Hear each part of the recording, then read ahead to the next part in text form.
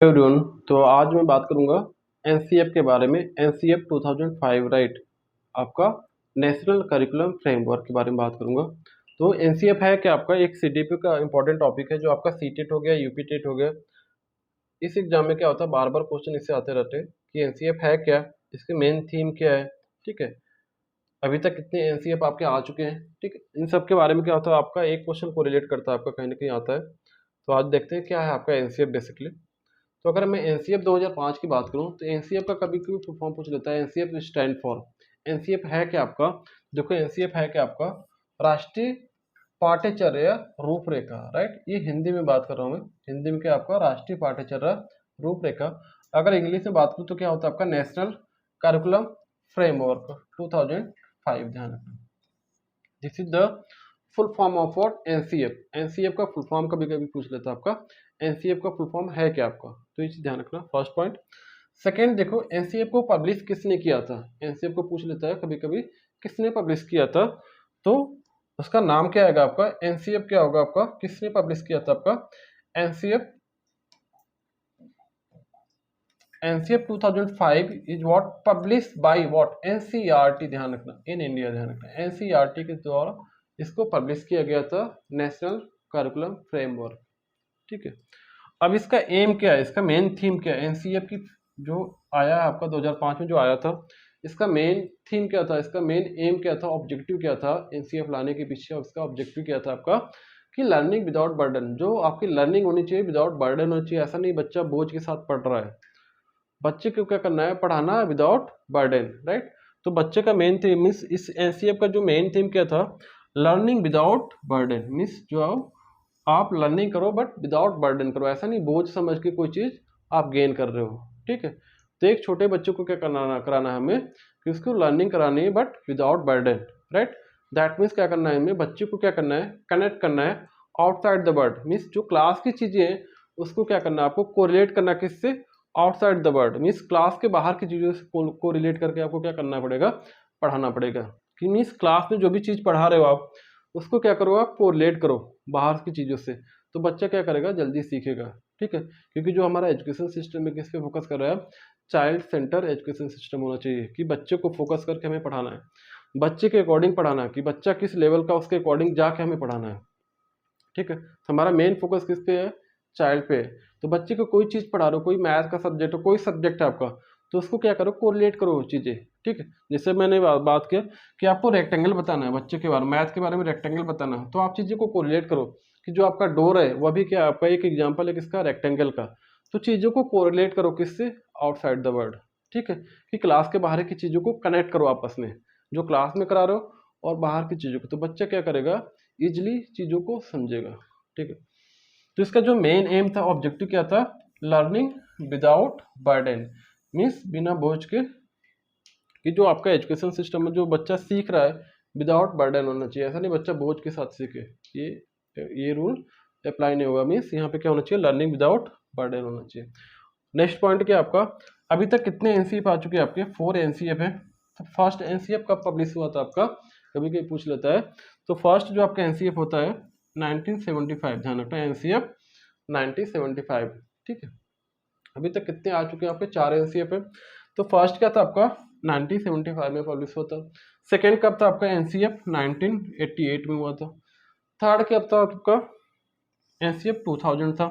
Fourth क्या था आपका, एनसीएफ 2005 था, जो आपको यहाँ लिखा है एनसीएफ 2005 आपका फोर्थ है, ध्यान रखना। तो अभी तक कितने हैं, 4। तो कभी कभी सीक्वेंस से पूछ लेता है आपका, फर्स्ट कब था आपका 1975 में पब्लिश हुआ था, सेकंड कब पब्लिश हुआ था 1988 में, थर्ड कब हुआ था आपका एनसीएफ 2000, उसके बाद एनसीएफ 2005। तो 4 आपके एनसीएफ पे ध्यान रखना, ईयर याद रखना, वेरी इंपॉर्टेंट आपका। ठीक है, इससे कभी कभी क्वेश्चन पूछ लेता है आपका ईयर से रिलेटेड, तो ये चीजें आपको याद होनी चाहिए। ठीक है, अब देखो यहाँ पे क्या है, एनसीएफ को अप्रूवल किसके थ्रू मिला था, जो आपका एनसीएफ है इससे सितंबर 2005 को कैब द्वारा, ध्यान रखना, कैब एक बॉडी है जिसके द्वारा क्या मिला था, इसको अप्रूव किया गया था। ध्यान रखना, एनसीएफ नेशनल करिकुलम फ्रेमवर्क, इसको अप्रूव कब मिला था, ये कब अप्रूव्ड हुआ था, सितंबर 2005 को कैब द्वारा इसको अप्रूव किया गया था। कैब क्या एक बॉडी है, उसका फुल फॉर्म क्या होता है आपका, central advisory board of education, ध्यान रखना, एडवाइजरी बोर्ड है, एक बॉडी है कैब। तो ध्यान रखना, कभी कभी कैब के बारे में फुल फॉर्म पूछ लेता है, कैब आपकी है क्या, ठीक है। नेक्स्ट पॉइंट देखो, जो आपका एनसीएफ है, कभी कभी वेरी वेरी इंपॉर्टेंट है, एनसीएफ को कितने लैंग्वेज में प्रकाशित किया गया था, ठीक है। तो यहाँ से आ जाता है आपका कितने 22 लैंग्वेज में, ध्यान रखना 22 भाषाओं में क्या किया गया था, एनसीएफ को प्रकाशित किया गया था, ठीक। अब देखते हैं यहाँ पे एनसीएफ 2005 है में रविंद्रनाथ टैगोर के इससे के उद्धरण के साथ क्या होता है, ये शुरू होता है, ध्यान रखना। तो यहाँ पे रविंद्रनाथ टैगोर का जो एस्से था उसके उद्धरण से क्या होता है आपका यहाँ से आपका शुरू होता है, ध्यान रखना। तो कभी कभी पूछ लेता है एनसीएफ 2005 में रविंद्रनाथ टैगोर के एस्से, तो ध्यान रखना एस्से की बात आएगी तो किसकी बात आ जाएगी आपकी, रविंद्रनाथ टैगोर की बात आ जाएगी जब भी एनसीएफ की बात होगी, ठीक। अब देखते हैं जो आपका प्रिंसिपल है एनसीएफ का, जो प्रिंसिपल है 5 मेन गाइडिंग प्रिंसिपल जो आपका एनसीएफ का, उसके बारे में देखेंगे कि जो आपका एनसीएफ का 5 मार्गदर्शक जो सिद्धांत है, ठीक है, वो क्या है आपका। तो 5 guiding principle of what, NCF 2005, ठीक है। तो इसका एक शॉर्टकट ट्रिक है, ट्रिक क्या है आपकी ट्रिक क्या है आपका, फीएड, ध्यान रखना FEARD के नाम से याद रखना। आपके 5 जो गाइडिंग प्रिंसिपल है किसके, एनसीएफ के, उसको याद रखने का तरीका क्या आपका, फीएड, FEARD। तो हर एक का क्या होगा आपका लेटर का अलग अलग मीनिंग होगा। तो एफ मीन्स क्या होना चाहिए आपका, फ्लेक्सिबल होना चाहिए, फ्लेक्सिबिलिटी होनी चाहिए, ध्यान रखना। मीन्स जो आपका कैरिकुलम होना चाहिए फ्लेक्सिबल होना चाहिए, रिजिड नहीं होना चाहिए, ध्यान रखना। तो हर चीज क्या होनी चाहिए आपकी फ्लेक्सिबल होना चाहिए। ई क्या होना चाहिए आपका, ई मीन्स क्या होगा आपका external word, right. That means जो आप क्लास की चीजों को क्या करो, आप कोरिलेट करो किससे, आउटसाइड द वर्ड, मीन्स बाहर की चीजों से क्या करो, कोरिलेट करके बच्चों को पढ़ाओ। जो बच्चे को ज्ञान दे रहे हो, राइट, बच्चों को जो एजुकेशन दे रहे हो, तो बच्चों को चीजों जल्दी समझ में तब आएगा जब चीजें क्लास की चीजें बाहर की चीजों को क्या करोगे, आपस में इंटरकनेक्ट करोगे, तो बच्चा क्या करेगा, इजिली सीखेगा। क्योंकि हमारा मेन फोकस किसके ऊपर है, बच्चे का। बच्चे का क्या करना है, हमें सर्वांगीण विकास करना है।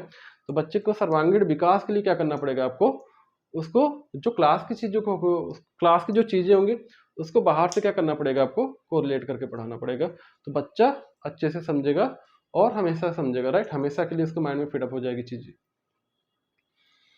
उसके बाद देखो ए मीन्स क्या होगा आपका, फीएड में ए क्या होगा आपका, बच्चे का क्या होना चाहिए, ऑल राउंड डेवलपमेंट होना चाहिए, ध्यान रखना। इसका जो मेन प्रिंसिपल था कि फ्लेक्सिबल होना चाहिए, जो आपकी चीजें होनी चाहिए एक्सटर्नल वर्ल्ड से कनेक्ट होनी चाहिए, इन्वायरमेंट से। और बच्चे का क्या होना चाहिए आपका, ऑल राउंड डेवलपमेंट होना चाहिए, मीन्स बच्चे का सर्वांगीण विकास होना चाहिए। ऐसा नहीं बच्चा केवल एक फील्ड में जा रहा है, बच्चे का हमारा मेन टारगेट क्या है, हर एक फील्ड में बच्चा आगे निकले, ठीक है। तो इसके लिए बच्चे को क्या करना पड़ेगा, बच्चे को ऑल राउंड डेवलपमेंट देना पड़ेगा, ऑल राउंड डेवलप होना चाहिए बच्चा, ध्यान रखना। इस पे हमारा फोकस होना चाहिए। उसके बाद नेक्स्ट के आर से क्या होगा आपका, रोट लर्निंग, मीन्स जो आपकी रोट लर्निंग होना उसे क्या करना है, आपको खत्म करना है। बच्चा रटे ना, छोटे बच्चे क्या करते हैं, कोई चीज पढ़ाई टीचर ने क्या करते हैं, बच्चे रटने लगते हैं।